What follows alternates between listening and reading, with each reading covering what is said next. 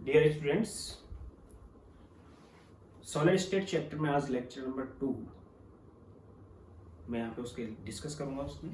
उसमें हम बात करेंगे कि यूनिट सेल्स। जो पिछले लेक्चर था उसमें हमने बात की थी कि यूनिट सेल क्या होती है, क्रिस्टलाइन और अमॉर्फस सॉलिड्स में क्या क्या डिफरेंसेस हैं, और क्रिस्टलाइन सॉलिड कितने टाइप के होते हैं, आइसोमॉर्फिज्म पॉलीमॉर्फिज्म क्या है, एनिसोट्रोपी आइसोट्रोपी क्या है, ये सब चीज़ें मैं डिस्कस कर चुका था। सुपर कूल्ड लिक्विड किसे बोलते हैं हम। सबसे बेसिक यूनिट जो होती है वो यूनिट सेल होती है। आज हम डिस्कस करेंगे कि यूनिट सेल कितने टाइप की होती है, मतलब सॉलिड को हम क्लासीफाई करते जा रहे हैं। यूनिट सेल कितने टाइप की होती हैं, किस टाइप से उनमें पार्टिकल्स का, लैटिस पॉइंट का या क्रिस्टल पॉइंट्स का अरेंजमेंट होता है, इन सब का डिस्कस हम आज करेंगे आज के लेक्चर में। यूनिट सेल क्या होती है कल बता चुका हूँ मैं आपको। आज मैं बात कर रहा हूँ टाइप्स ऑफ यूनिट सेल की।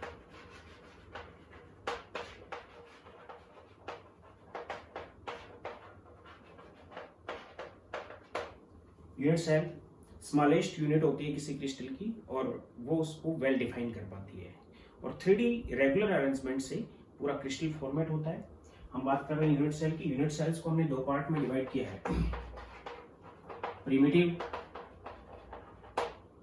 और नॉन प्रिमिटिव।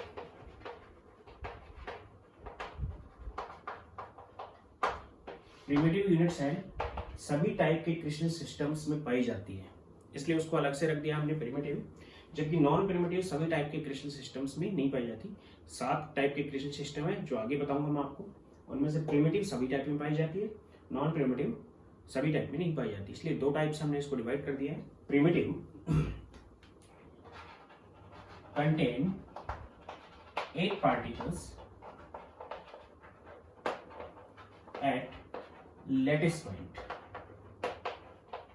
और लैटिस पॉइंट में भी हम कॉर्नर की बात करेंगे। कॉर्नर्स पे 8 लैटिस पॉइंट प्रेजेंट होते हैं इसमें। जबकि नॉन प्रिमिटिव में होते हैं 1 और more than 1 lattice point present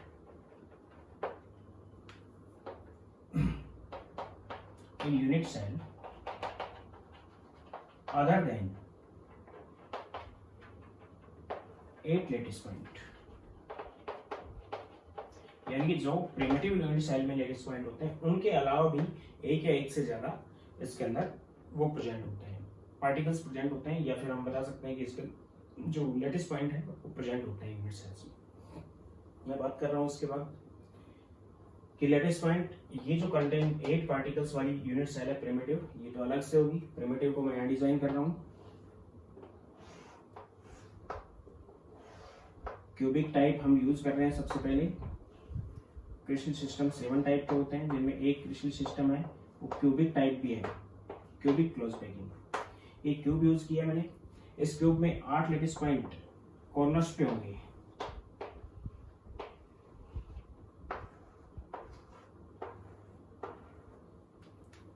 इसको हम बोलते हैं प्रिमिटिव। सभी जो पार्टिकल मैंने यहाँ पे रिप्रेजेंट किए हैं, सभी पार्टिकल जो मैंने यहाँ रिप्रेजेंट किए हैं, सभी पार्टिकल स्फेरिकल है, और स्फेरिकल पार्टिकल के साथ जो स्फीयर का सेंटर है वो इस कॉर्नर पे प्रेजेंट है। मींस पार्टिकल इस टाइप का है, उसका सेंटर इस कॉर्नर पे प्रेजेंट है, यानी कि पार्टिकल इस यूनिट सेल से बाहर भी है। पार्टिकल स्फेरिकल है और स्फीयर का सेंटर जो है वो यहाँ प्रेजेंट है, यानी पार्टिकल इसके बाहर भी है। ये प्रिमिटिव है। नॉन प्रिमिटिव को हम 3 टाइप से डिवाइड करते हैं। Number first, body centred cubic, body centred non primitive unit cell. Second is face centred, and third is edge centred.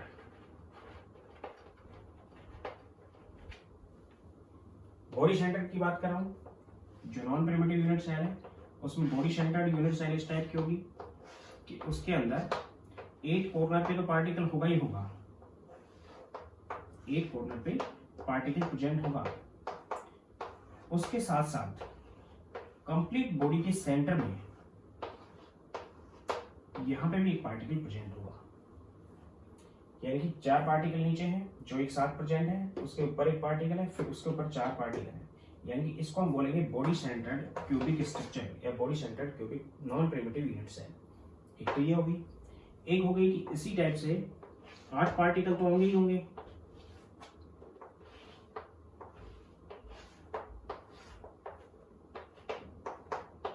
Eight particle तो प्रेजेंट होंगे कॉर्नर पे। 8 पार्टिकल्स का बार बार रिपीट नहीं कर रहा हूं मैं इस चीज को। 8 पार्टिकल्स जो है उनका सेंटर स्फेरिकल पार्टिकल है, चाहे वो आयन है, चाहे वो एटम है, चाहे वो मॉलिक्यूल है, एक स्फीयर मान रहे हैं उसको, उस स्फीयर का सेंटर प्रेजेंट है, वो इसके कॉर्नर पे प्रेजेंट है। 8 कॉर्नर है इसमें।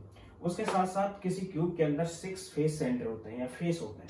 अगर हम बात करें इस क्यूब की, तो इस क्यूब में अगर हम देखते हैं तो A1 2 3 4 एंड 5 6 7 8 इसके अंदर कॉर्नर है। 1 2 3 एंड 4 एजेस हैं।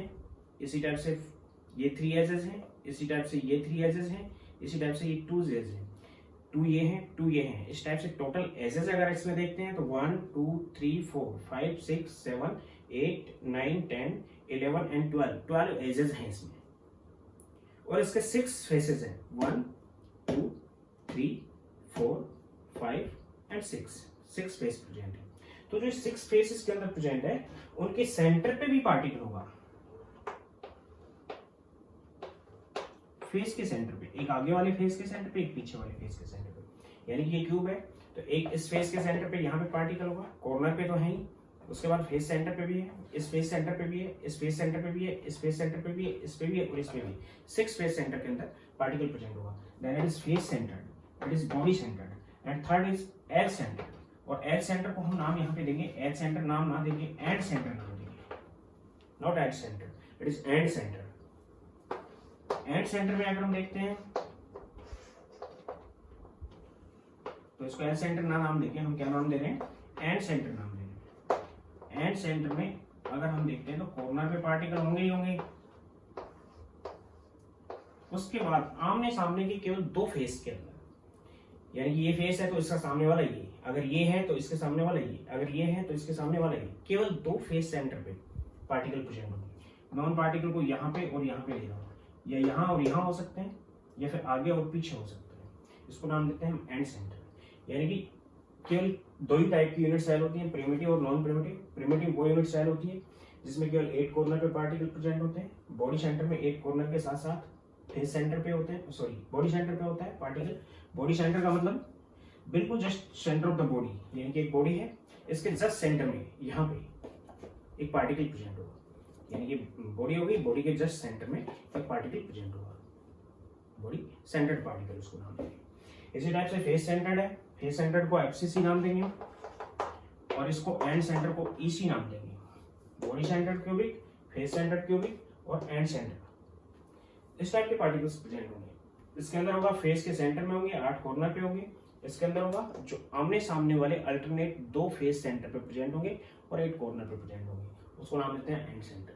ये सभी टाइप की यूनिट सेल सभी टाइप के सिस्टम्स में नहीं पाई जाती, लेकिन प्रिमिटिव सब में होती है, इसलिए इनको हमने 2 पार्ट में डिवाइड कर दिया है। अब मैं बात करता हूँ calculation of effective number of particles in unit cells, यानी एक यूनिट सेल में कितने effective number of particle present होंगे।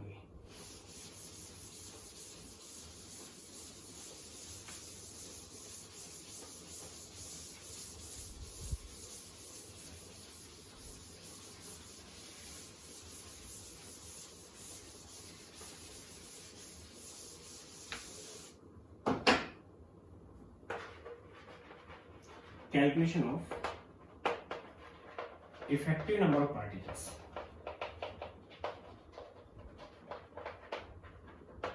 in unit cell।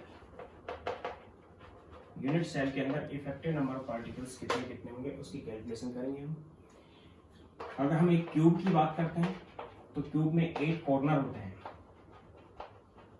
12 एजेस होती हैं और साइड्स होती हैं, 6 फेसेस होते हैं, 8 कॉर्नर है, 12 एजेस हैं और 6 फेसेस हैं। किसी भी एक पर्टिकुलर ज्योमेट्री में, यानी फिक्स ज्योमेट्री की अगर बात करें हम, तो फिक्स ज्योमेट्री के अंदर जो number of corner plus number of faces which is equal to number of edges plus 2 होता है। C is corner, F is faces, E is edges, corner and faces this is equal to edges plus 2। यानी इसी के लिए अगर देखते हैं हम तो नंबर ऑफ कॉर्नर 8 है, नंबर ऑफ फेसेस 6 है, 8 प्लस 6 14 और नंबर ऑफ एजेस 12 है plus 2, 12 plus 2 is 14। For example कोई दूसरी प्रिज्म टाइप या प्रिज्मेटिक स्ट्रक्चर अगर देखते हैं हम,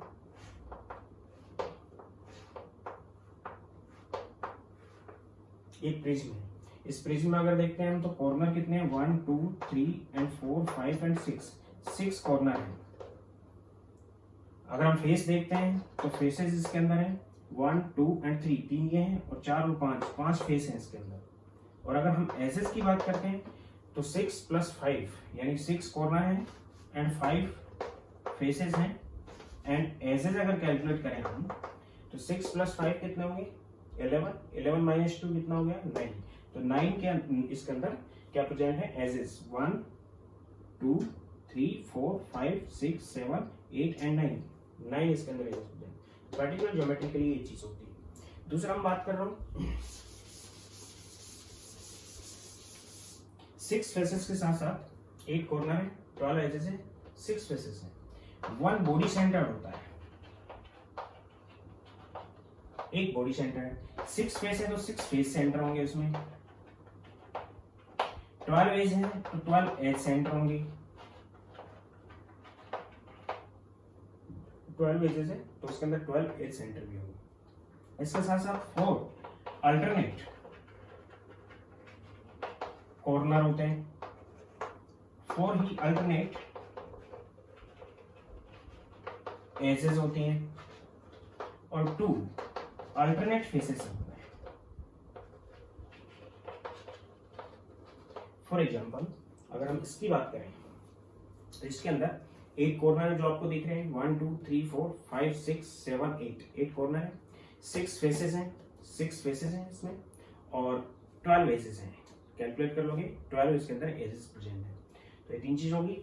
बॉडी सेंटर, बॉडी के जस्ट सेंटर के अंदर प्रेजेंट, दिस यहाँ पे प्रेजेंट, उसको नाम देंगे हम बॉडी सेंटर, जिसमें उस सेंटर से अगर उस सेंटर की हम बात करें तो उस सेंटर से सभी कॉर्नर्स की डिस्टेंस सेम होगी, सभी फेस सेंटर्स की डिस्टेंस सेम होगी, सभी एज सेंटर्स की डिस्टेंस सेम होगी, उसको हम नाम देंगे बॉडी सेंटर। एक बॉडी सेंटर होता है। उसके बाद 6 फेस सेंटर है, इस फेस का सेंटर ये है, इस फेस का सेंटर ये है, इस फेस का सेंटर ये है, इस फेस का सेंटर ये है। इस टाइप से सभी फेस के बीच में एक सेंटर होगा जिसको हम फेस सेंटर नाम देंगे। तो अब एज सेंटर होंगे, ये एज है, इसका सेंटर ये है, ये एज है, इसका सेंटर ये है, ये एज है, इसका सेंटर ये है और ये एज है, इसका सेंटर ये है। इसका मतलब जितनी एजेस हैं उनके बीच में 12 एजेस सेंटर प्रेजेंट होंगे। उसके बाद 4 अल्टरनेट कॉर्नर हैं। अगर हम कॉर्नर की बात करें तो कॉर्नर इस टाइप से हैं, एक कॉर्नर ये और एक कॉर्नर ये दोनों आपस में अल्टरनेट है। अल्टरनेट का मतलब एक छोड़कर एक, ये कॉर्नर है फिर इसको छोड़ दिया ये आ गया, ये कॉर्नर है फिर इसको छोड़ दिया ये आ गया, ये 2 अल्टरनेट कॉर्नर हैं। उसी के साथ साथ इसका अल्टरनेट कॉर्नर ये है, इसको छोड़ दिया ये आ गया, इसको छोड़ दिया ये आ गया, इसका अल्टरनेट कॉर्नर ये है। यानी 4 अल्टरनेट कॉर्नर है। कौन कौन से 1 2 एंड 3 एंड 4। 1 इसको छोड़ के ये आ गया, इसको छोड़ के ये आ गया, इसको छोड़ के ये आ गया, इसको छोड़ के ये आ गया। तो एक ये है, एक ये है, 2 और 2 बिल्कुल जस्ट उल्टे, 2 ये 2 एंड 2 ये अल्टरनेट कॉर्नर्स हैं। यानी एक छोड़ के एक आ जाएगा इसके अंदर अगर देखोगे तो। उसके बाद 4 अल्टरनेट एजेस हैं। एजेस की अगर बात करें हम तो एक एज ये है, ये एज और ये एज दोनों एक दूसरे की अल्टरनेट है, ये और ये दोनों एक दूसरे की अल्टरनेट है। इस एज के बाद इस एज को छोड़ा तो ये आ गई, इस एज के बाद इस एज को छोड़ा तो ये आ गई, तो ये दोनों आपस में अल्टरनेट है। उसी टाइप से इसकी अल्टरनेट ये है, इसकी अल्टरनेट ये है, इन दोनों को छोड़ के ये आ गया, इसको छोड़ के ये आया, इसको छोड़ के आया, तो 2 ये और 2 जस्ट ये आपस में अल्टरनेट है, 2 ये आपस में भी है और ये 2 इन दोनों के भी प्रेजेंट है। इसलिए 4 अल्टरनेट एजेस हैं। अगर अल्टरनेट फेसेस बात करें तो ये फेस है, अगर इसको कंसिडर कर रहे हैं तो इसको छोड़ना पड़ेगा तो ये आ जाएगा, ये फेस है, इसको छोड़ना पड़ेगा तो ये आ जाएगा, ये फेस है, इसको छोड़ना पड़ेगा तो ये आ जाएगा, ये फेस है, इसको छोड़ना पड़ेगा तो ये आ जाएगा। टोटल 2 ही अल्टरनेट फेसेस हैं, यानी आमने सामने के 2 फेसेस अल्टरनेट फेस होते हैं। तो एंड सेंटर के अंदर अल्टरनेट फेस सेंटर के अंदर एंड सेंटर में अल्टरनेट फेस सेंटर के ऊपर पार्टिकल प्रेजेंट होता है एंड सेंटर यूनिट सेल। तो ये तो जनरल बात होगी कि क्या क्या है इसके अंदर। अगर हम बात करें तो पार्टिकल सपोज करो एट कॉर्नर है,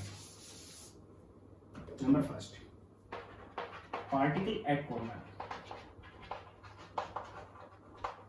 तो ध्यान दे लेना यहाँ पे, अगर कोई पार्टिकल कॉर्नर पे है तो इस टाइप से सपोज करो ये एक यूनिट सेल होगी। यूनिट सेल एक सबसे छोटी यूनिट होती है,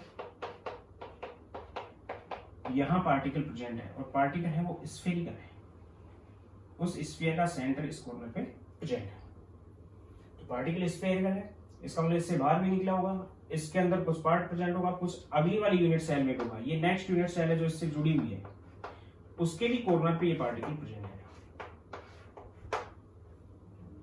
यूनिट सेल्स के आपस में कॉम्बिनेशन से एक क्रिस्टल की फॉर्मेशन होती है। तो सबसे छोटी यूनिट ये होगी, इससे जस्ट पास में ये यूनिट भी होगी, इससे जस्ट ऊपर ऐसी भी यूनिट होगी एक,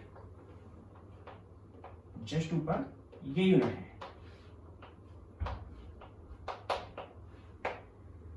इस यूनिट के भी कॉर्नर पे है। इसी टाइप से यहां पे भी एक यूनिट है, इसके भी कॉर्नर पे है। यानी 4 यूनिट सेल्स के अंदर ये कॉर्नर पे प्रेजेंट है। उसके साथ साथ यही पार्टिकल इससे अगली वाली जो यूनिट सेल है ये, इसके भी एक कॉर्नर पे प्रेजेंट है। ये इससे यहां पे जो यूनिट सेल आ रही है, यहां पे जो यूनिट सेल है इसके आगे, इसके भी कॉर्नर पे है। इससे जो नीचे वाली यूनिट सेल है इसके भी कॉर्नर पे है, और इससे जो आगे वाली यूनिट सेल है इसके भी एक कॉर्नर पे प्रेजेंट है। यानी कि एक कॉर्नर का जो पार्टिकल होता है वो 8 यूनिट सेल में कॉमन होता है। कॉर्नर का एक यूनिट सेल का पार्टिकल था, उसमें सभी पार्टिकल्स एक पार्टिकल 8 यूनिट सेल्स के कॉर्नर पे है। यानी कि एक यूनिट सेल में उस पार्टिकल का पार्ट हो गया केवल 1/8। यानी कि particle at corner having effective part in one unit cell which is equal to 1/8। यानी एक यूनिट सेल में उसका जो पार्ट होगा वो 1/8 होगा। एक यूनिट सेल में 1/8, दूसरी में 1/8, तीसरी में 1/8, चौथी में 1/8, इस टाइप से 8 यूनिट सेल में 1/8 पार्ट होगा, तो टोटल पार्ट हो गया 1। यानी एक यूनिट सेल में उसका पार्टिसिपेशन केवल 1/8 होगा अगर कोई कॉर्नर पे प्रेजेंट है तो। सेकंड, अगर पार्टिकल प्रेजेंट है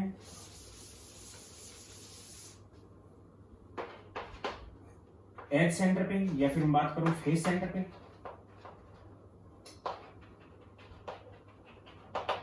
अगर पार्टिकल प्रेजेंट है कहां पे, फेस सेंटर है, तो फेस सेंटर अगर पार्टिकल है तो ये बात करें हम,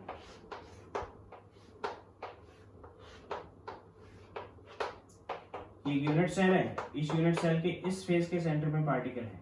यानी फेस के सेंटर में पार्टिकल का मतलब है कि उसका सेंटर इस फेस के सेंटर पे टिका हुआ है, पार्टिकल इज स्फेरिकल। तो उस कंडीशन में हम देखेंगे कि वो केवल 2 यूनिट सेल के ही फेस सेंटर पे प्रेजेंट हो सकता है। इस यूनिट सेल और इस यूनिट सेल के फेस के सेंटर पे प्रेजेंट होगा। यानी कि क्या होगा कि 2 यूनिट सेल है, फेस के आधा पार्टिकल इधर होगा एक यूनिट सेल में और हाफ पार्टिकल दूसरी यूनिट सेल में होगा। यानी स्फेरिकल पार्टिकल बीच में से 2 पार्ट में डिवाइड हो चुका होगा। इसका मतलब क्या हुआ कि फेस सेंटर्ड पार्टिकल का एक यूनिट सेल में केवल कितना पार्ट होगा, हाफ, क्योंकि कॉमन कितने में होता है, ये 2 यूनिट सेल में कॉमन होता है। Then having effective part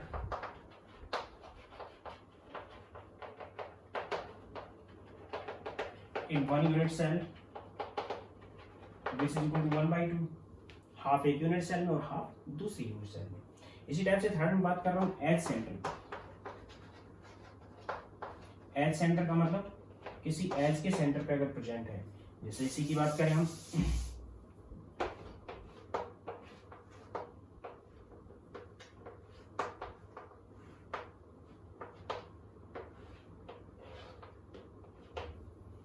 suppose करो कि इस एज के सेंटर पे पार्टिकल प्रेजेंट है, सामने वाली एज है उसके सेंटर पे प्रेजेंट है, तो ये इसके एज के सेंटर पे भी होगा, जो जस्ट इसके पास में यूनिट सेल प्रेजेंट होगी उस यूनिट सेल के एज सेंटर पे भी होगा ये।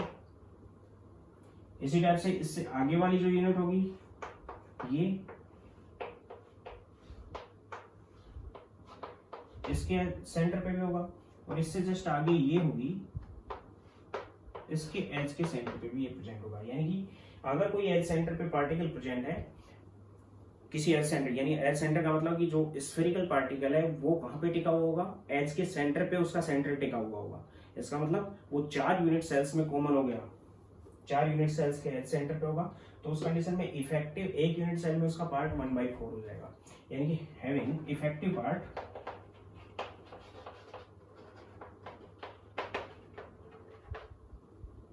in 1 unit cell which is 1/4। ऐसा क्यों है? क्योंकि कॉमन, इसके लिए हम लिख सकते हैं कि it is common in 8 unit cells, it is common in 2 unit cells, it is common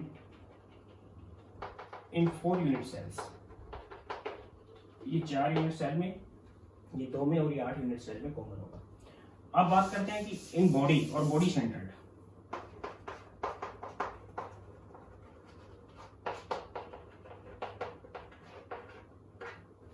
in body और बॉडी सेंटर्ड,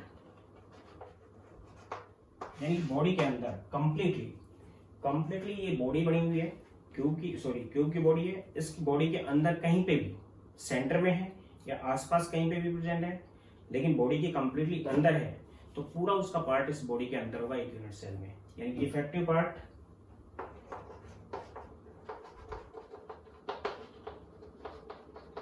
इन 1 यूनिट सेल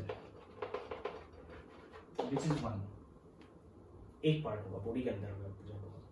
तो इससे हम कैलकुलेशन करेंगे कि 1 यूनिट सेल में कितने इफेक्टिव पार्टिकल प्रेजेंट होंगे यूनिट सेल्स में।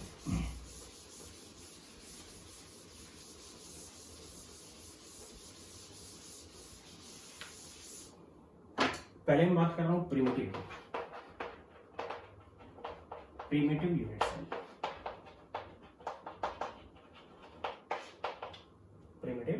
Unit cell. यूनिट सेल कोई भी पार्टिकल फॉर्मेट होगा, सभी पार्टिकल्स की रेडियस सेम होगी। जो यूनिट सेल फॉर्मेट करते हैं पार्टिकल, उन पार्टिकल्स की रेडियस सेम होती है। अगर हम एग्जांपल लेते हैं इस चीज का कि सपोज करो कोई मेटलिक क्रिस्टल है, जैसे आयरन का क्रिस्टल है, तो सभी पार्टिकल आयरन के होंगे। गोल्ड का क्रिस्टल है तो सभी पार्टिकल गोल्ड के होंगे। अगर सिल्वर का क्रिस्टल है तो सभी पार्टिकल सिल्वर के होंगे, तो सभी की रेडियस क्या होगी, सेम होगी। तो आपस में किस टाइप से क्लोज पैक्ड रहेंगे ताकि उनमें अट्रैक्शन मैक्सिमम रहे और रिपल्सन की कंडीशन मिनिमम बने, तो उस कंडीशन में वो क्लोजली पैक्ड रहेंगे।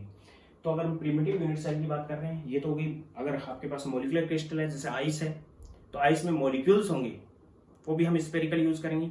एक मॉलिक्यूल दूसरे मॉलिक्यूल से, दूसरा तीसरे से जुड़ा हुआ होगा इस टाइप से, तो फॉर्मेट करेंगे वो यूनिट सेल। अगर हम आयनिक क्रिस्टल की बात करते हैं तो आयनिक क्रिस्टल में 2 टाइप के आयंस होते हैं, एक कैटायन होता है और एक एनायन होता है।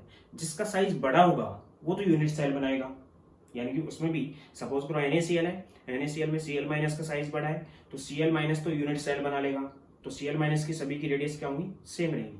अब स्फेरिकल पार्टिकल्स को हम पैक कर रहे हैं, तो 100% पैक तो नहीं कर सकते उनको, क्योंकि अगर हमारे पास क्यूबिक पार्टिकल तो क्यूब क्यूब क्यूब क्यूब आपस में जोड़ के हम उसको 100% पैक कर सकते थे, लेकिन स्फीयर्स को हम 100% पैक नहीं कर सकते। एक स्फीयर, फिर दूसरा, फिर तीसरा, जब उससे अटैच करेंगे हम तो उनके बीच में गैप बनेगा, उस गैप को बोलते हैं हम वॉइड और इंटरस्टिशियल स्पेस। यानी कि बड़ा जो आयन है वो वॉइड बना लेता है आपस में जुड़ने के बाद, और उस वॉइड के अंदर छोटा आयन फिट हो जाता है। यानी कि एक आयन ही यूनिट सेल बनाता है, दूसरा आयन तो वहां पे जाके वॉइड्स के अंदर या इंटरस्टिशियल स्पेस के अंदर फिट होता है। तो प्रिमिटिव यूनिट सेल की बात करें हम, तो प्रिमिटिव यूनिट सेल में पार्टिकल्स कहां के होते हैं, एक पार्टिकल्स प्रेजेंट एट कॉर्नर पे 8 पार्टिकल प्रेजेंट होते हैं, यानी कि यूनिट सेल इस टाइप की होती है। इसमें एक चीज और कंसीडर कर रहा हूं, मैं बता रहा हूं, ध्यान देना।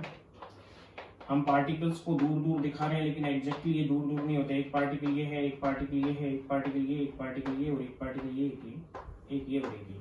और सपोज करो कि ये क्यूब है, suppose that it is cube, और अगर ये क्यूब है तो क्यूब की साइड मैं यूज कर रहा हूं विच इज ए। साइड कितनी यूज कर रहा हूं, यहां से यहां तक की जो डिस्टेंस है वो ए है, तो ये सभी डिस्टेंसेस क्या होंगी, क्यूब है तो ए होंगी। लेकिन ये पार्टिकल मैंने दूर दूर दिखाया, उस पार्टिकल को मैं इस टाइप से कंसीडर कर रहा हूं कि ये इस कॉर्नर का जो पार्टिकल वो इस टाइप से है, इस टाइप से। और उसका सेंटर यहाँ टिका हुआ है। इस कॉर्नर का पार्टिकल भी इस टाइप से है और उसका सेंटर यहाँ पे टिका हुआ है। इन दोनों पार्टिकल आपस में टच हैं। तो एक पार्टिकल की रेडियस हो गई r, तो दूसरे पार्टिकल की रेडियस कितनी है r। तो प्रिमिटिव यूनिट सेल के केस में a is equal to 2r, where a is side of cube and r is radius of particle। जो पार्टिकल यूनिट सेल फॉर्मेट कर रहा है उन सब की रेडियस सेम होगी। तो r यहाँ पे रेडियस ऑफ पार्टिकल है। मैंने फिर एक बार रिपीट कर देता हूँ कि पार्टिकल मैंने छोटे दिखाए हैं, छोटे नहीं है।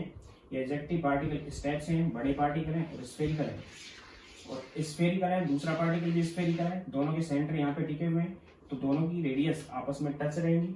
कौन सी यूनिट सेल में? प्रिमिटिव यूनिट सेल में। तो उस कंडीशन में a 2r के इक्वल हो जाएगा, यानी कि आपस में टच है। उसी टाइप से ये कॉर्नर और ये कॉर्नर पे बने हुए दो पार्टिकल, यहाँ का जो पार्टिकल होगा इसका सेंटर ये है, वो भी इस टाइप से होगा, इससे टच होगा। यहाँ का जो पार्टिकल है वो भी इस टाइप से है, वो इससे टच है और इससे भी टच है। तो ये कंडीशन रहेंगी। अब इफेक्टिव पार्टिकल्स कितने होंगे?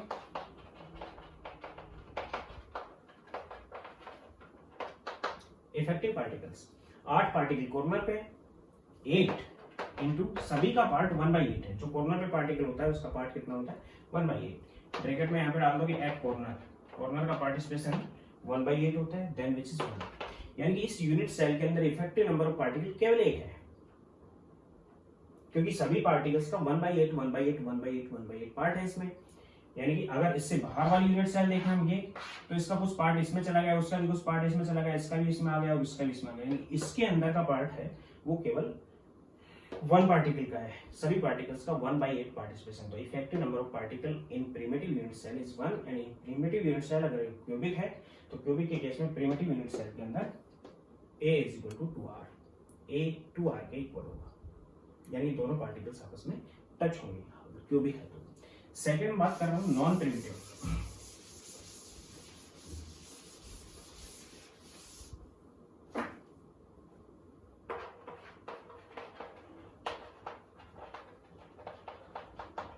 नॉन प्रिमिटिव यूनिट सेल में first body centred,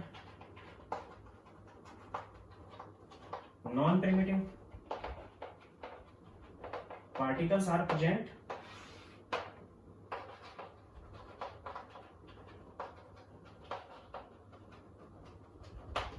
at corner as well as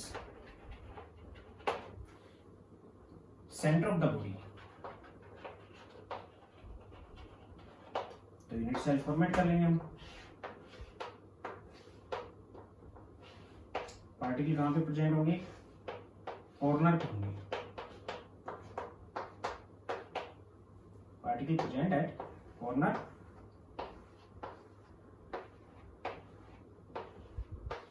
and centre of the body, body के सेंटर में होंगे। इसमें भी हम क्यूब है, अगर ये क्यूब है तो क्यूब की साइड को यूज कर रहे हैं हम ए, क्यूब की साइड है ए, लेकिन यहाँ पे पार्टिकल आपस में टच नहीं रहते हैं। यहाँ पे ये जो कॉर्नर का पार्टिकल है इसका साइज सपोज करो ये है, और इस कॉर्नर के पार्टिकल का भी साइज सपोज करो ये है, यानी बीच में गैप रहेगा। Means a is equal to not 2r। Body centred cubic जो स्ट्रक्चर होती है उसमें 8 से इक्वल नहीं होता है, means a is greater than 2r। दो रेडियस से a जो होता है वो बड़ा होता है। लेकिन इसमें क्या होता है कि चारों कॉर्नर के नीचे वाले पार्टिकल इस बीच वाले बॉडी सेंटर्ड पार्टिकल से पे टिके होते हैं, यानी फिर चारों पे एक बॉडी सेंटर्ड पार्टिकल टिका हुआ है, यानी कि ये इन चारों से टच है और ये चारों भी इससे टच है। इसका मतलब क्या हुआ कि दिस एंड दिस ये दोनों आपस में टच है, एंड दिस ये दोनों भी आपस में टच है, यानी कि ए। और अगर इस कॉर्नर से इस कॉर्नर को लें विच इज डायगोनल, बॉडी डायगोनल है वो, बॉडी डायगोनल जो होगा अगर एक साइड ए है तो बॉडी डायगोनल √3a होगा, √3a। यानी कि एक रेडियस इसकी होगी जो कि यहां तक टच है, दूसरी रेडियस इसकी होगी जो कि इससे टच है, तीसरी रेडियस इसकी होगी जो कि इससे टच है। तो एक सेंटर ये हो गया, एक सेंटर ये डिस्टेंस होगी 2r और ये डिस्टेंस भी होगी 2r, यानी कि √3a which is equal to 2r होता है। इसमें आपस में जो कॉर्नर है एक दूसरे के जस्ट ऑपोजिट डायगोनल पे प्रेजेंट या बॉडी डायगोनल के ऊपर प्रेजेंट जो कॉर्नर होते हैं, उन कॉर्नर्स की अगर हम बात करें तो उन कॉर्नर्स के सेंटर आपस में जुड़े हुए हैं और उन पे प्रेजेंट जो पार्टिकल वो आपस में अटैच्ड हैं। तो इसकी तो एक रेडियस हो गई यहाँ तक, इसकी 2 रेडियस हो गई और इसकी 1 रेडियस हो गई। इन टोटल 4 रेडियस के इक्वल होता है √3 = 4r। यानी ये रिलेशन होता है कि a = 2r divide by √3 body centre में।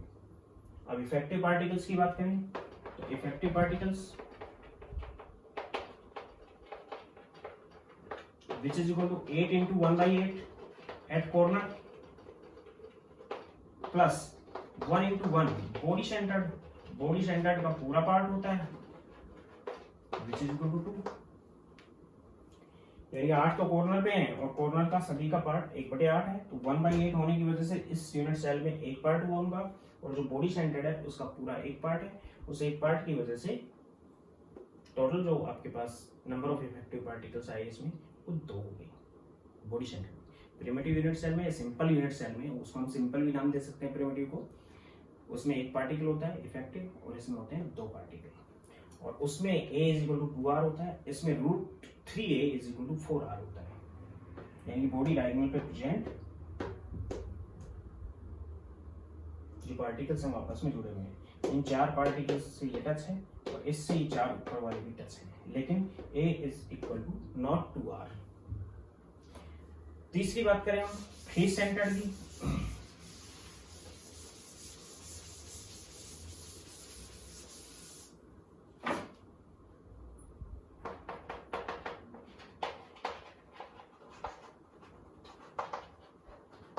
Face centred non primitive unit cell, face centred non primitive unit cell. तो इसमें मैंने आपको बताया कि पार्टिकल प्रेजेंट एट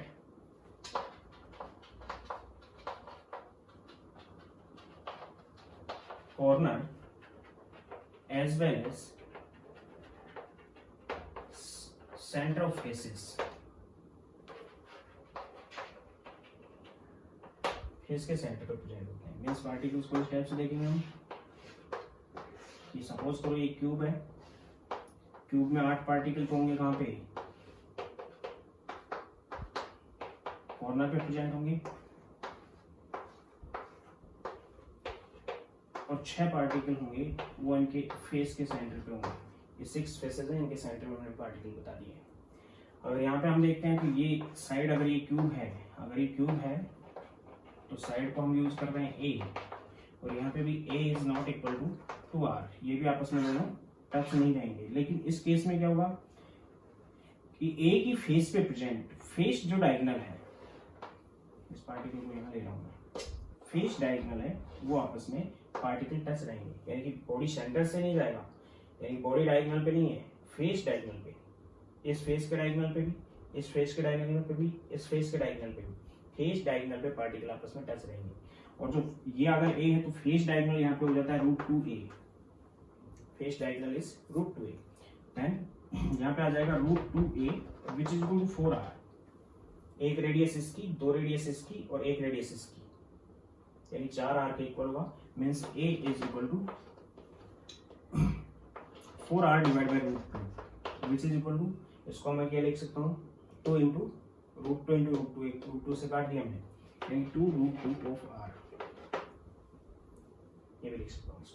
इसके केस में अगर देखें तो effective number of particle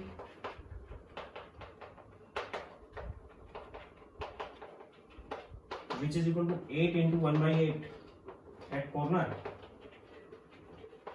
plus 6 into 1/2 face centered which is equal to 4। Face centred particle होता है उसका 1/2 पार्ट होता है, मैं बता चुका हूँ। 6 पार्टिकल हैं जिनका टोटल 3 पार्ट हो गया, और 8 पार्टिकल ये हैं जिनका टोटल 1 पार्ट हो गया। टोटल 4 पार्टिकल होते हैं face centred non primitive unit cell के अंदर प्रेजेंट। और इसके अंदर a 4r या 2r के इक्वल नहीं होती, √2a = 4r। इसके बाद बात कर रहा हूँ मैं एंड सेंटर।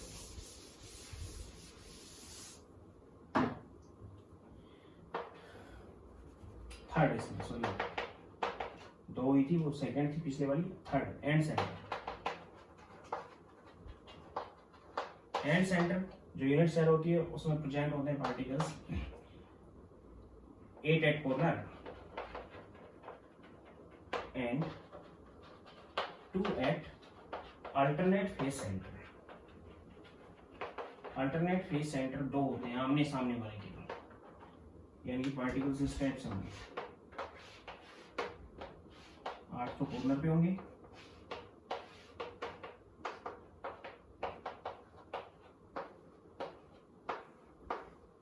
इसके बाद दो आमने सामने वाले फेस के होंगे।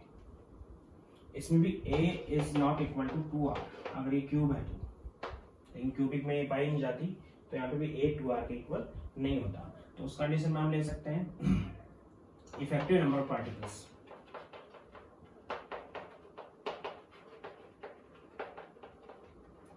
क्यूबिक जो यूनिट सेल्स होती हैं, उन क्यूबिक यूनिट सेल्स में केवल प्रिमिटिव होती है, बॉडी सेंटर्ड होती है, फेस सेंटर्ड होती है, एंड सेंटर नहीं होती है उसके अंदर। इफेक्टिव नंबर ऑफ पार्टिकल्स यहाँ पे हो गए 8 × 1/8 at corner plus 2 × 1/2 face centred. Face centred का जो पार्ट होता है वो हाफ होता है और कॉर्नर का पार्ट होता है वो 1/8 होता है, विच इज 2। इनके इसमें भी इफेक्टिव नंबर ऑफ पार्टिकल केवल 2 हैं। सभी पार्टिकल्स जो कॉर्नर पे प्रेजेंट है उनका 1/8 पार्ट है, तो टोटल 1 हो गया, और दो जो फेस सेंटर पे प्रेजेंट है उनका हाफ पार्ट है इसके अंदर, इसलिए टोटल 1 हो गया। टोटल पार्टिकल्स इफेक्टिव इसमें 2 होंगे, यानी प्रिमिटिव यूनिट सेल के अंदर टोटल नंबर ऑफ पार्टिकल्स जो होते हैं वो 1 होता है, बॉडी सेंटर्ड में 2 होते हैं, फेस सेंटर्ड में 4 होते हैं, और एंड सेंटर में केवल 2 पार्टिकल प्रेजेंट होते हैं। इसके बाद मैं बात कर रहा हूँ, बढ़ा देता हूँ उसको मैं।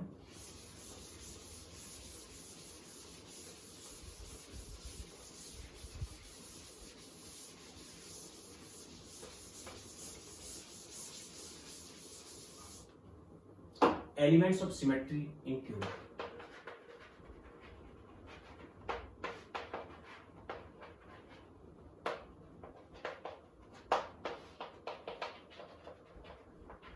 एक क्यूब दी हुई है, वो सिमेट्रिक है या एसिमेट्रिक है, या सिमेट्रिक है तो कितने एलिमेंट्स उसमें सिमेट्री के पाए जाते हैं उसको मैं एक्सप्लेन करेंगे यहाँ पे। एक्चुअल में एलिमेंट्स ऑफ सिमेट्री जो होती है ये किसी क्रिस्टल या किसी मॉलिक्यूल या किसी कंपाउंड या किसी भी बॉडी को इस टाइप से एक्सप्रेस करती है कि वो सिमेट्रिक है या एसिमेट्रिक है, सिमेट्रिक है या एसिमेट्रिक है। अगर कोई भी एलिमेंट उसके अंदर ऐसा प्रेजेंट है जो कि उसको एक्सप्लेन कर रहा है सिमेट्रिक एलिमेंट है तो वो सिमेट्रिक है, अगर कोई भी प्रेजेंट नहीं है तो एसिमेट्रिक है।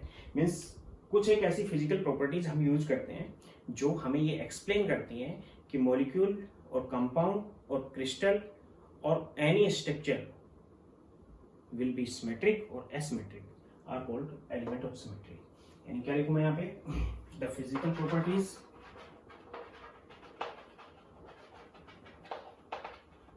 which explain symmetry or asymmetry in compound,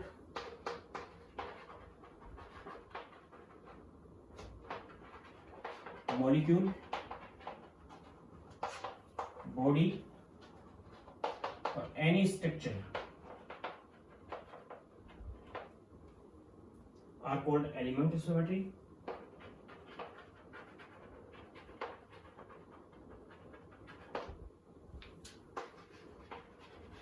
Element of symmetry। If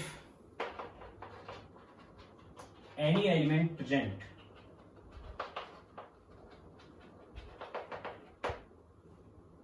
in substance, substances में ये सब कुछ आ गया, then it will be symmetric।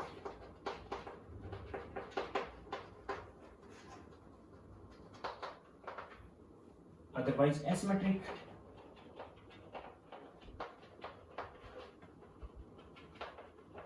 यानी कुछ एक ऐसी फिजिकल प्रॉपर्टीज हम यहाँ पे स्टडी करेंगे, वो फिजिकल प्रॉपर्टी हमें ये एक्सप्लेन करेंगे कि अगर वो प्रेजेंट है किसी कंपाउंड में तो कंपाउंड विल बी सिमेट्रिक, और अगर वो प्रेजेंट नहीं है कंपाउंड के अंदर then compound will be asymmetric. तो उन एलिमेंट्स की हम बात कर रहे हैं, 3 टाइप के एलिमेंट हम यहाँ पे यूज करेंगे। एक तो plane of symmetry,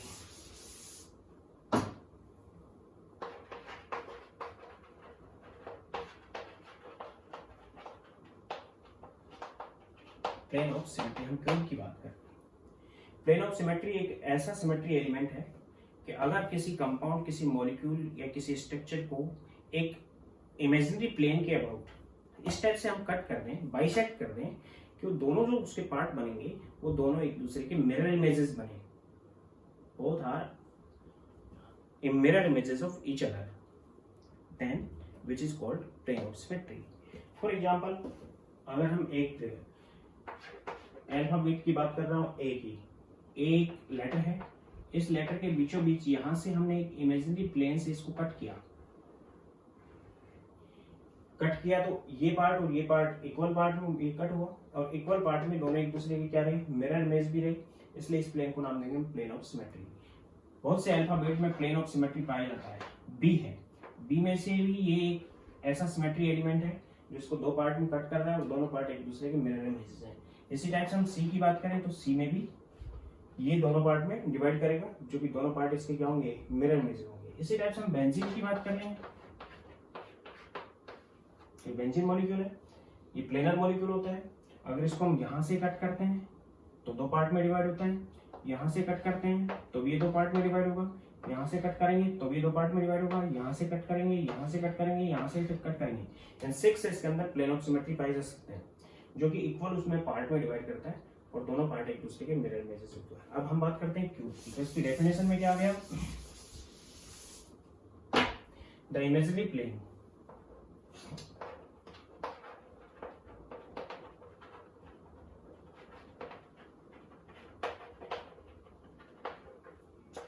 which can bisect in two equal parts and both are mirror images of each other, then plane is called plane of symmetry.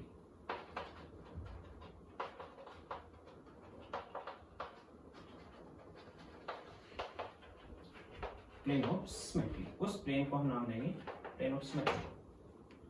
For example, हम क्यूब की अगर बात करें,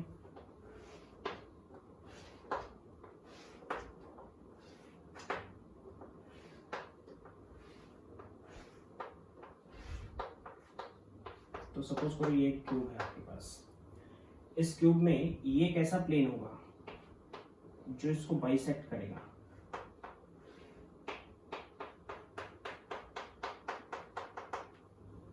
दो पार्ट में इक्वल में तोड़ देगा इसको। इसी टाइप से एक ये प्लेन भी ऐसा होगा जिसको बाइसेक्ट करेगा, उसको हटा दें, अगर इस टाइप से काटे तो भी बाइसेक्ट होता है, अगर उसको ना लेके इस टाइप से हम काटे तो भी ये बाइसेक्ट होता है। तीसरा प्लेन ये हो सकता है कि इसको ये बाइसेक्ट करे, यानी इसके अंदर नंबर ऑफ प्लेन्स जो इस टाइप के होंगे वो 3 प्लेन होंगे। यानी कहने का मतलब ये है कि ये क्यूब है, एक तो प्लेन हमने लिया इसमें इस टाइप का जो इसने बाइसेक्ट कर दिया इसको दो इक्वल पार्ट में, एक इस टाइप का ले लिया जिसने इसको बाइसेक्ट किया इक्वल पार्ट में, एक इस टाइप का ले लिया हमने जिसने इसको बाइसेक्ट किया इक्वल पार्ट में। यानी 3 ऐसे प्लेन्स को हम नाम देते हैं रेक्टेंगुलर प्लेन।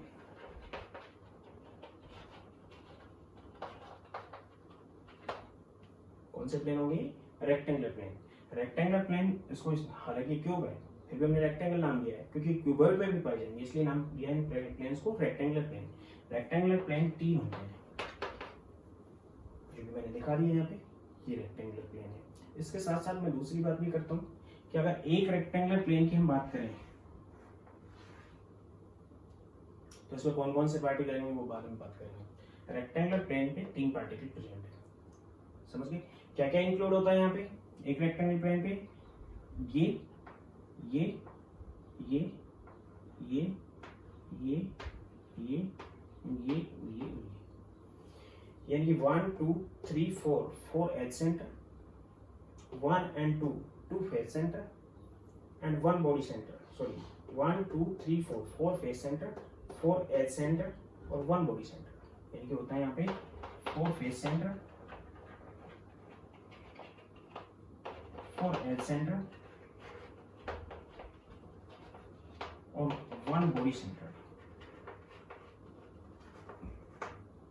ये क्वेश्चन होता है इसमें। यानी रेक्टेंगुलर प्लेन इसमें 3 होते हैं और तीनों किसको कट करते हैं, 4 तो फेस सेंटर को कट कर देते हैं, 4 ही एज सेंटर को कट कर देते हैं और एक बॉडी सेंटर को भी बाइसेक्ट कर देते हैं। चाहे हम ये लें चाहे हम ये लें, ये भी ऐसा ही करेगा और तीसरा वाला भी है वो भी ऐसा ही करेगा। तो रेक्टेंगुलर प्लेन इसमें 3 होते हैं, इसके साथ साथ डायगोनल प्लेन भी होते हैं।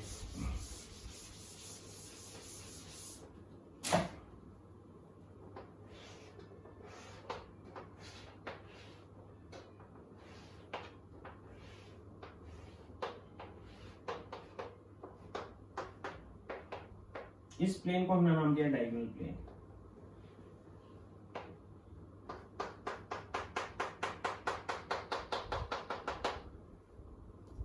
इस कॉर्नर, इस कॉर्नर, इस कॉर्नर, इस कॉर्नर, इस एज सेंटर, इस एज सेंटर, इस फेस सेंटर, इस फेस सेंटर और इस बॉडी सेंटर को इंक्लूड करता है, which is diagonal plane.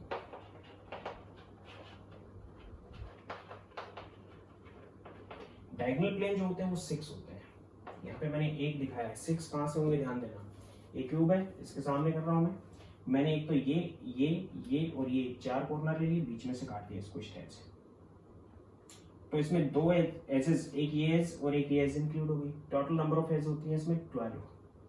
2 as इसमें इंक्लूड हो रही है।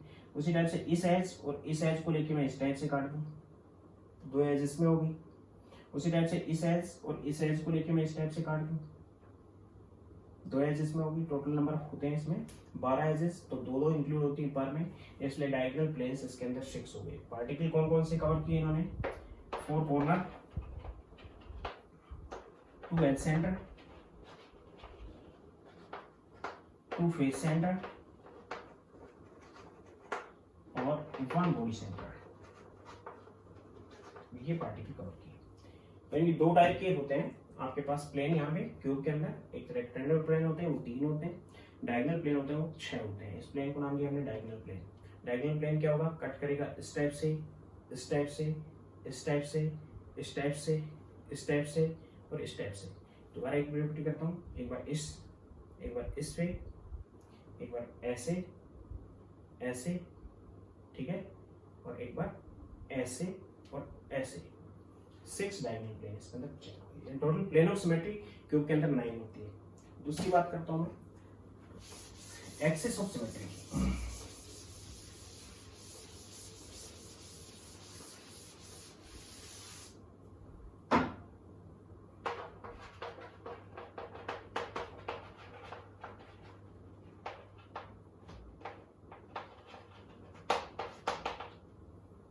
Axis of symmetry, symmetry axis, ध्यान देना यहाँ पे डेफिनेशन बार में लिखना। ये लो, एक बेंजीन है, बेंजीन के अंदर अगर हम देखें तो मार्क कर रहा हूं मैं A B C D and E and F, सभी कार्बन और हाइड्रोजन को मैंने मार्क कर दिया A B C D and F। यहां से हमने एक इमेजिनरी एक्सिस यूज किया, ये जो कि A और D को काटता हुआ ले गया। एक्सिस है, ये रे है, प्लेन नहीं है। प्लेन से तो हम कंप्लीटली कट करेंगे। एक रे निकाली हमने या फिर एक एक्सिस निकाला जो A और D को कट करता हुआ बीच में से गया, सेंटर से भी जाएगा यहाँ पे। इसके अबाउट अगर इस पार्टिकल को हम 180 डिग्री रोटेट कर दें इस, तो पार्टिकल की वही स्ट्रक्चर आ जाएगी। स्ट्रक्चर तो वही हो जाएगी लेकिन पोजीशन से एटम की बदल जाएगी। A तो यही रहेगा और D यही रहेगा, लेकिन B यहाँ पे आ जाएगा, C यहाँ पे आ जाएगा, E यहाँ पे हुआ और F यहाँ पे हुआ। कंप्लीटली इसको इस टाइप से पोस्ट कर दिया, हमने चेंज कर दिया। समझ में आ गया? यानी कि एक स्पेसिफिक एक्सिस के अबाउट अगर किसी पार्टिकल को हम रोटेट करते हैं, रोटेट करने के बाद उस पार्टिकल की वही स्ट्रक्चर बन जाती है। हमने केवल मार्क कर रखा है, स्ट्रक्चर तो वही है। फिर 180 रोटेट कर देंगे तो वापस ऐसे ही आ जाएगा। तो उस एक्सिस को नाम देते हैं हम इमेजिनरी एक्सिस होता है। Axis is called axis of symmetry और molecules will be symmetric in this situation. इस सिचुएशन में मॉलिक्यूल कैसा होगा, सिमेट्रिक होगा। या फिर मैं दूसरे टाइप से बताऊं कि बेंजीन है, ये A है, ये B है, ये C है, ये D है, ये E और ये F है। हमने ये एक्सिस ले लिया जो कि जस्ट इसके परपेंडिकुलर, जो कि इसके बीचों बीच जा रहा है। इससे हमने इस एक्सिस के अबाउट, ये एक्सिस बात कर रहा हूँ मैं, इसके अबाउट हमने इसको 60 डिग्री रोटेट कर दिया, जो कि इसके सेंटर से इसके परपेंडिकुलर जा रहा है। इसके अबाउट इसको हमने 60 डिग्री रोटेट कर दिया। 60 डिग्री रोटेट करते हैं स्ट्रक्चर तो वही आ जाएगी, लेकिन एटम्स की पोजीशन बदल चुकी होगी। जैसे 60 रोटेट करेंगे, ए यहाँ पे होगा, बी यहाँ पे होगा, सी यहाँ पे होगा, डी यहाँ पे होगा, ई यहाँ पे होगा और एफ यहाँ पे होगा। इन कंडीशन क्या आ जाएगी, A B C D E F. फिर 60 करेंगे तो फिर चेंज हो जाएगा, फिर 60 करेंगे फिर चेंज हो जाएगा। इस टाइप से हमें देखना होता है कि 360 डिग्री रोटेट करने पे कितनी बार सेम स्ट्रक्चर आई। जितनी बार सेम स्ट्रक्चर आई देन विच इज, सपोज करो दो बार, एक से ज्यादा बार आएगी, 2 बार सेम स्ट्रक्चर है तो उसको हम बोलेंगे C2 एक्सिस। 3 बार आई सेम तो C3 एक्सिस, 4 बार आई सेम C4 एक्सिस, 5 बार आई सेम C5 एक्सिस, 6 बार आई सेम C6 एक्सिस। तो यहाँ पे अगर देखते हैं तो 2 बार आएगी, एक बार ये है एक बार ये है, फिर घुमाएंगे तो ये आ जाएगी which is identical, 2 bar I. This axis is C2। अगर इसको अगर बात करते हैं तो 6 बार सेम आएगी, 60 पे आएगी, 120 पे आएगी, 180 डिग्री पे आएगी, घुमाते रहेंगे तो 360 पे आइडेंटिकल वही आ जाएगी। मीन 6 टाइम्स सेम आएगी। Then this axis is 6 fold axis. ये कि एक्सिस ऑफ सिमेट्री क्या है कि एक इमेजिनरी रे और axis about which the molecule is rotate 360 degree, then more than one times of same structure are formed, then axis is called symmetry axis.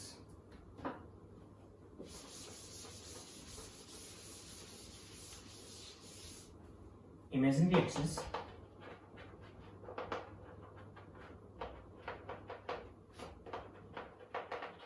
about which substance is rotated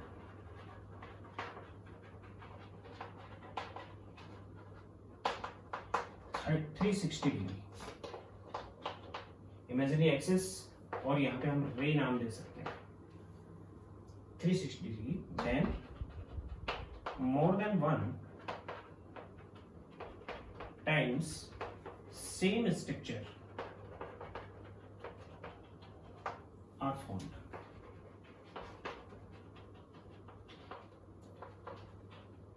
then it is called symmetry axis।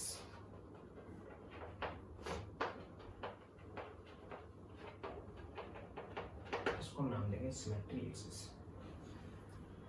एक बार फिर repeat कर देता हूँ, the fold of symmetry जिसपे same आई,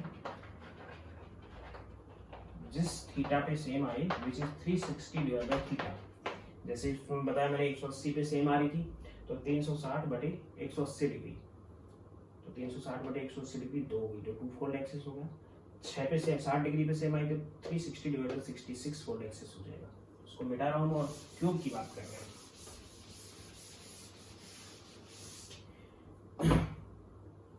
ये cube है,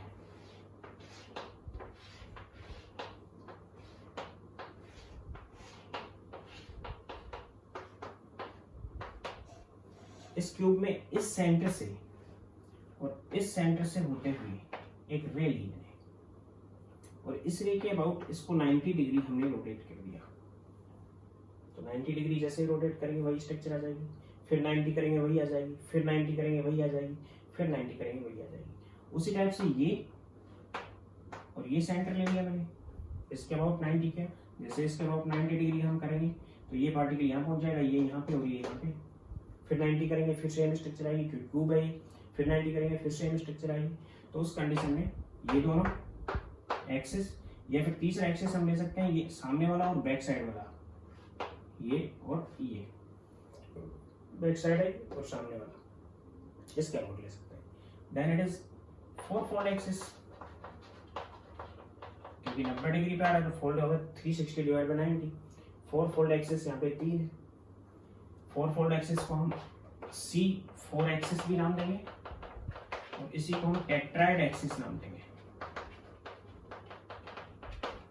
और टेट्राइड axis यहाँ पे 3 होंगे। फिर एक बार रिपीट कर रहा हूं मैं, ये क्यूब है, क्यूब में मैंने एक ऐसा एक्सिस लिया जो उसके सेंटर से यहाँ से और इसके सेंटर से बाहर निकल गया।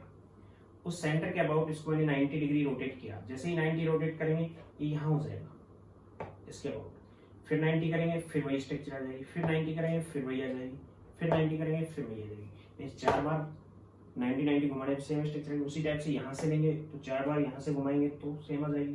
तो एक तो ये हो गया और एक ये हो गया, ये इन दोनों को इंक्लूड करेगा, ये इन दोनों को इंक्लूड करेगा।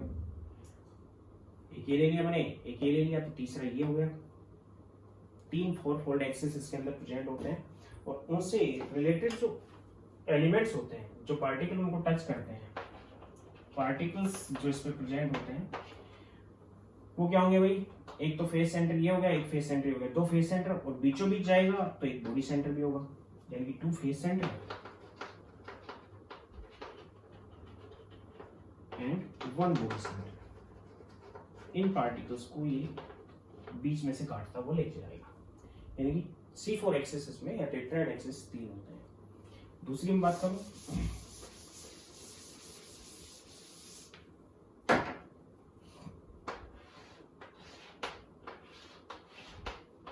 ये क्यूब है,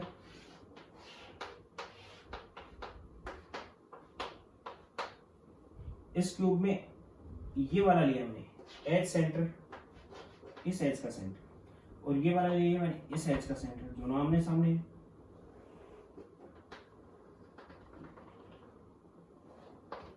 ये एज सेंटर है, एक एक्सिस ले लिया हमने एज सेंटर से एज सेंटर पे। ध्यान देना, ये वाला क्यूब आपके पास, इसमें मैंने एक तो एज सेंटर ले लिया, सपोज करो ये, और एक ये ले लिया, या फिर यहाँ से ले लूँगा, एक एज सेंटर ले लिया मैंने ये और एक ये दोनों एज सेंटर ले लिए जो कि आमने सामने। इसके अबाउट मैं इसको रोटेट करूँगा 180 डिग्री, पूरा 180 डिग्री, सेम स्ट्रक्चर आ जाएगी। फिर 180 रोटेट करूँगा तो फिर सेम स्ट्रक्चर आ जाएगी, फिर 2 बार सेम स्ट्रक्चर आएगी। देन इसके अबाउट इसको अगर हम 180 डिग्री रोटेट करेंगे तो सेम स्ट्रक्चर आएगी। ये वाला पोर्शन उधर पहुंच जाएगा, ये वाला पोर्शन यहाँ आ जाएगा और ये वाला पोर्शन यहाँ पे आ जाएगा। इसलिए 180 डिग्री रोटेट करेंगे तो इस एक्सिस को नाम देंगे हम 2 फोल्ड एक्सिस। क्यों नाम देंगे 2 फोल्ड एक्सिस? क्योंकि 360 divide by 180 is 2 fold axis है। इसी को नाम देंगे हम C2 एक्सिस और इसी को नाम देंगे हम डायड एक्सिस। अब डायड एक्सिस होंगे कितने, क्या क्या इंक्लूड हो रहा है? 2 एज सेंटर और एक बॉडी सेंटर।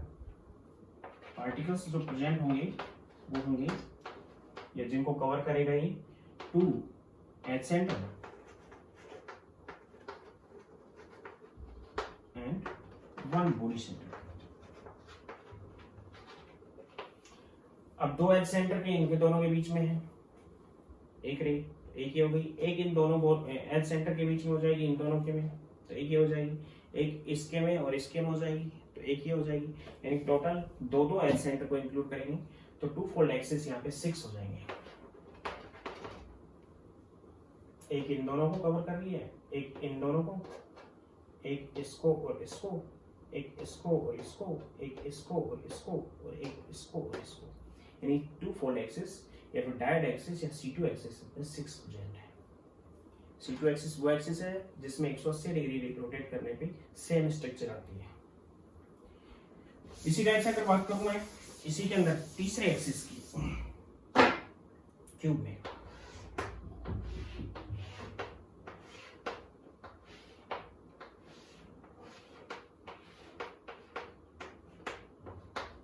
थर्ड एक्सिस, ध्यान देना डायगोनल एक्सिस है ये लो, इस कॉर्नर से और पीछे वाले उस कॉर्नर आर पार निकाल दी हमने एक लाइन या एक डिग्री। इसके अबाउट अगर इसको हम 120 डिग्री रोटेट कर देते हैं, यानी कि हमने लिया क्या है दिस, ये कॉर्नर और ये कॉर्नर, इस कॉर्नर और इस कॉर्नर के अबाउट अगर इसको हम 120 डिग्री रोटेट करते हैं तो वही स्ट्रक्चर आ गई। फिर 120 डिग्री रोटेट करते हैं तो वही स्ट्रक्चर आ गई, फिर 120 करते हैं तो आइडेंटिकल पोजीशन आ गई। इसको यानी 120 डिग्री रोटेट कर रहे हैं हम ये तो वही स्ट्रक्चर आ गई, फिर 120 कर रहे हैं ये तो वही आ गई, और फिर 120 कर रहे हैं तो वही आइडेंटिकल आ गई। फिर एक बार रिपीट कर रहा हूँ, इस एक्सिस और इस एक्सिस के अबाउट, इस एक्सिस और इस एक्सिस के अबाउट अगर इस कंपाउंड को हम 120 डिग्री रोटेट कर रहे हैं तो 120, ये फेस ये जस्ट उधर चला जाएगा और ये फेस सामने आ जाएगा, फिर 120 पे ये फेस उधर चला जाएगा, सॉरी, और ये फेस सामने आ जाएगा, और फिर 120 पे वही फेस वापस सामने आ जाएगा। यानी कि 3 बार रोटेट करने पे वही स्ट्रक्चर आ जाएगी। तो it is three fold axis, या फिर इसको हम C3 एक्सिस नाम देंगे, या फिर इसको हम triad axis, three fold axis, C3 axis और ट्रायड एक्सिस। क्या क्या इंक्लूड कर रहे हैं? Two corner, one body centre और टू टेट्राहेड्रल वॉइड्स भी हैं इसमें।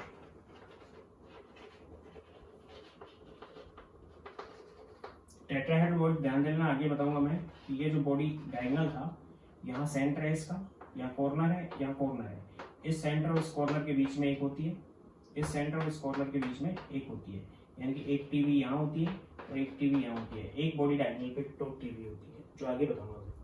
अब दो कॉर्नर को इंक्लूड कर रहा है, थ्री फोल्ड एक्सिस दो कॉर्नर को इंक्लूड कर रहा है, तो टोटल कॉर्नर 8 होते हैं, तो number of three fold axis 4 हो जाएंगे। 4 कहां से? एक इस कॉर्नर से इस कॉर्नर पे, एक इस कॉर्नर से इस कॉर्नर पे, एक इस कॉर्नर से इस कॉर्नर पे और एक इस कॉर्नर से इस कॉर्नर पे, यानी कि टोटल 8 कॉर्नर्स होते हैं, दो दो को इंक्लूड कर रहे हैं, तो 4 टेट्राहेड एक्सिस, सॉरी ट्रायड एक्सिस में 4 होंगे। मैं से एक बार फिर रिपीट कर रहा हूँ, 3 टाइप के एक्सिस होते हैं, 4 फोल्ड, 3 फोल्ड और 2 फोल्ड। 4 फोल्ड को C4, C3 एंड C2, या फिर इसको टेट्राइड, ट्राइड और डाइड एक्सिस नाम देते हैं। C4 एक्सिस 3 होते हैं, C4 एक्सिस 4 होते हैं और C2 एक्सिस 6 होते हैं। टोटल 13 एक्सिस ऑफ सिमेट्री पाई जाती है क्यूब के अंदर। इसके बाद थर्ड की बात कर रहा हूं मैं, centre of symmetry.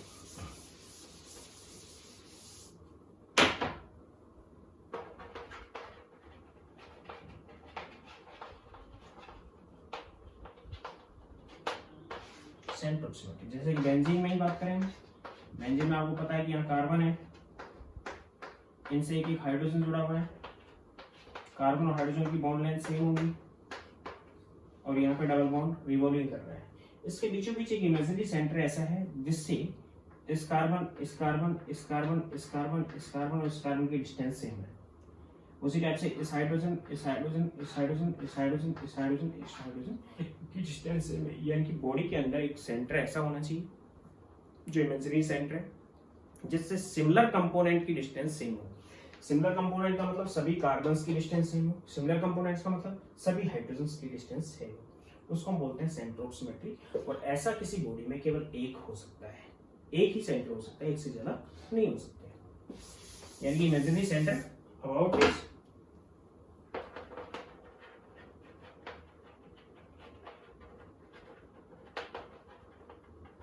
about which same component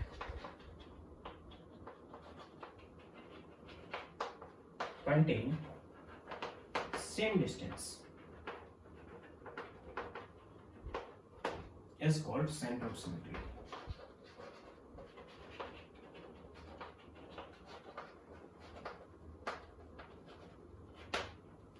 Is called center of symmetry. उसको हम center of symmetry. Only one can be possible. अगर कोई सिमेट्रिक कंपाउंड है तो उसमें केवल एक हो सकती है, एक से ज्यादा एक कभी नहीं हो सकती। फॉर एग्जाम्पल क्यूब के अंदर भी एक होगी, ये क्यूब है, इसके अंदर अगर हम सेंटर ऑफ सिमेट्री की बात करें तो बिल्कुल बॉडी सेंटर पे होगी। बॉडी सेंटर पे इन कॉर्नर्स की डिस्टेंस इससे क्या होगी, सेम होगी, सभी कॉर्नर्स की डिस्टेंस सेम होगी। इसी टाइप से सभी फेस सेंटर्स की डिस्टेंस सेम होगी। इसी टाइप से सभी एजेस या एज सेंटर्स की डिस्टेंस भी क्या रहेगी, इससे सेम रहेगी। Then it is centre of symmetry.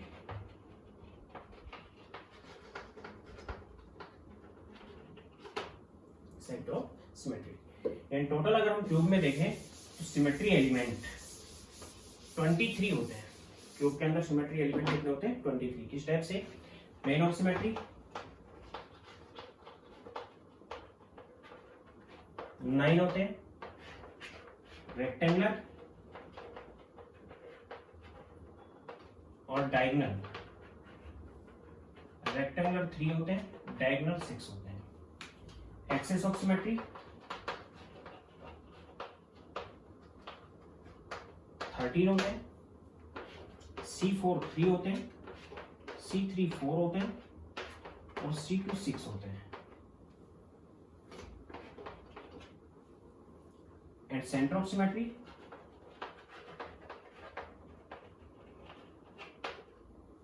1 होता है। यानी टोटल 23 सिमेट्री एलिमेंट होते हैं। आज के लेक्चर में इतना ही। रेगुलर चैनल पे बने रहने के लिए स्वामी मनोज केमिस्ट्री को सब्सक्राइब करें और लाइक करें और बेल आइकन दबा लें ताकि रेगुलर जो लेक्चर है वो आपको मिलते रहें। आज मैंने जो बताया वो बिल्कुल कॉमन चीज़ें हैं कि types of unit cell 2 type की होती है, primitive, non primitive. Non primitive को 3 टाइप से हम डिवाइड करते हैं। प्रिमिटिव उसको नाम इसलिए दिया है कि वो सभी सिस्टम्स में पाई जाती है। नॉन प्रिमिटिव में 3 टाइप्स होते हैं। 8 जो पार्टिकल होंगे कॉर्नर्स पे वो प्रिमिटिव में होंगे, उसके अलावा अगर पार्टिकल प्रेजेंट है तो वो नॉन प्रिमिटिव है।